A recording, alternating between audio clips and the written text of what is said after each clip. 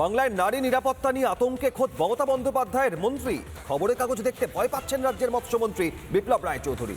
এরপরেও কি মেয়েদের নিরাপত্তা নিয়ে বড়াই করবেন মাননীয়া?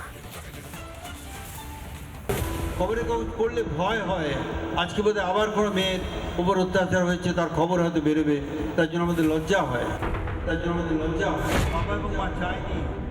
রাজ্যের মন্ত্রীর এই মন্তব্যে অবাক হচ্ছেন তো? আসলে অকপট সত্যি কথাটা বলে ফেলেছেন মৎস্যমন্ত্রী বিপ্লব রায়চৌধুরী।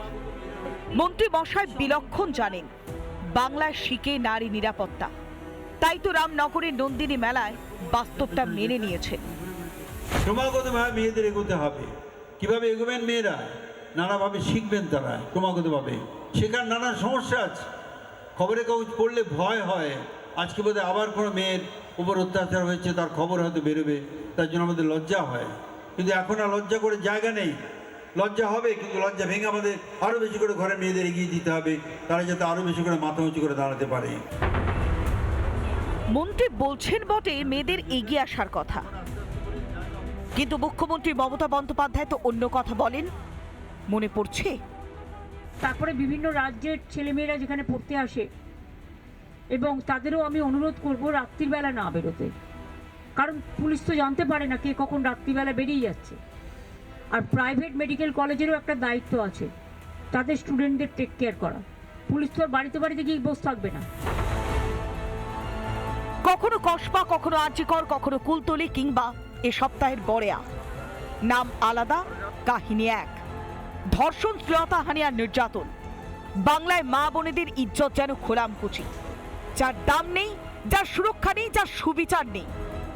যখন আমার মেয়ের দেহ আমার ঘরে সাহিত্য ছিল, তখন ডিসি নট আমাদের ঘরের একটা গলিতে ঢুকে ঘরের ভেতরে তিনি আমাকে টাকা দেওয়ার চেষ্টা করেন। এসব শুনে শিউরে উঠছেন। লক্ষ্মীর ভান্ডার পাওয়া বাড়ির লক্ষ্যের জন্য চিন্তা হচ্ছে, হওয়ারই কথা। নিষ্ঠার সঙ্গে তিল তিল করে যেন তৈরি করা হয়েছে ধর্ষক রক্ষকের ব্যবস্থা।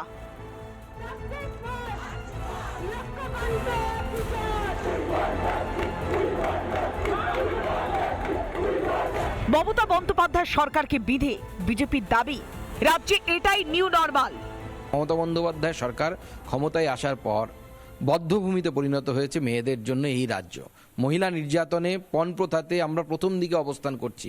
শিশু বালিকা বিবাহ আমরা প্রথম দিকে অবস্থান করছি। ফিমেল ফর্টিসাইড যেটাকে বলে ইংরেজিতে, তাতেও কিন্তু আমরা খুব পেছনে নেই, আমরা এগোচ্ছি। যে এগোনোটা বাংলার জন্য ভালো নয়। এত কিছুর পরেও প্রশাসন নির্বিকার। দ্রৌপদীর অসম্মানে, অমর্যাদায় ধ্বংস হয়েছিল কুরুবংশ। বাংলার মা মেয়েদের অসম্মানে এবার কি ধ্বংসের দিন গোনা শুরু করছে মমতার সরকার? রিপাবলিক বাংলা। নানা ধরনের কন্টেন্ট দেখার জন্য লাইক করুন, শেয়ার করুন আমাদের ফেসবুক পেজ, সাবস্ক্রাইব করুন আমাদের ইউটিউব চ্যানেল। পাশাপাশি অন্যান্য ব্রেকিং নিউজের জন্য অবশ্যই চোখ রাখুন রিপাবলিক বাংলায়।